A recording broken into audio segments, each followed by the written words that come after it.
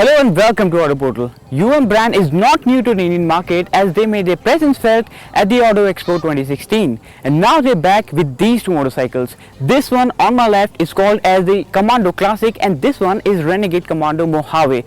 So let's quickly saddle up and find out what's what.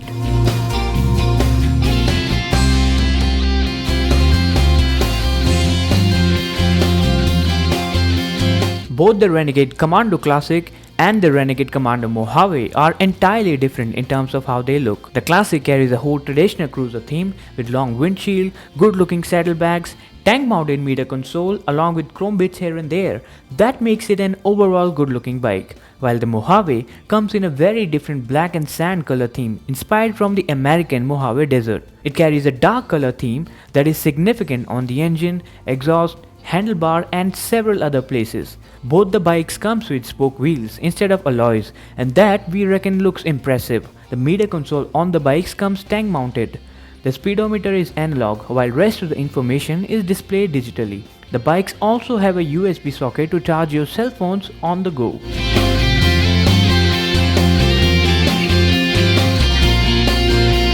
Both the bikes are essentially the same underneath, carrying the same engine which is 279cc single-cylinder liquid-cooled FI engine, producing 25 bhp at 8500 rpm and 23 Nm of peak torque at 7000 rpm, made it to a 6-speed transmission. The engines felt rev-happy instead of running on the torque. The bikes never felt lazy to pick up pace and were quite exciting to ride. We didn't get a chance to push these bikes hard during our first impression ride, but it was quite evident that engineers certainly worked on minimizing the vibrations and improving the ride quality.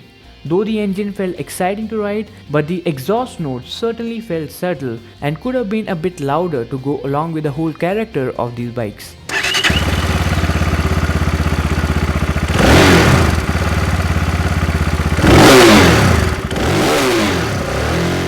Both the bikes comes loaded with the front telescopic suspension while the rear has dual shock absorbers.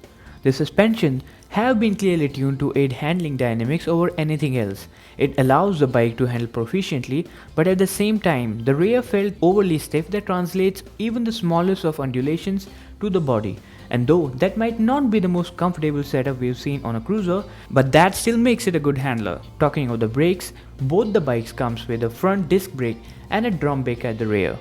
The brakes are decent and has progression and feedback, but since these brakes were fairly new, we are still to test the same when we get the bikes for a full road test review under hard circumstances. These motorcycles have a fuel tank of 18 liters with a curb weight of 179 kg and with an overall mileage between 30 to 35 kmpl, these bikes should have a decent touring range as well.